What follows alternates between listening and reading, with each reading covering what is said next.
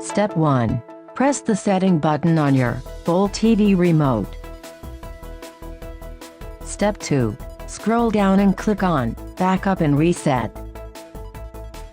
Step 3. Scroll down and click on Factory Data Reset.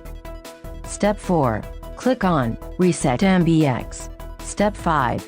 Click on Erase Everything. The device will now power cycle itself, which may take up to 3 to 4 minutes. Please do not disconnect the power cable at any point. Step 7.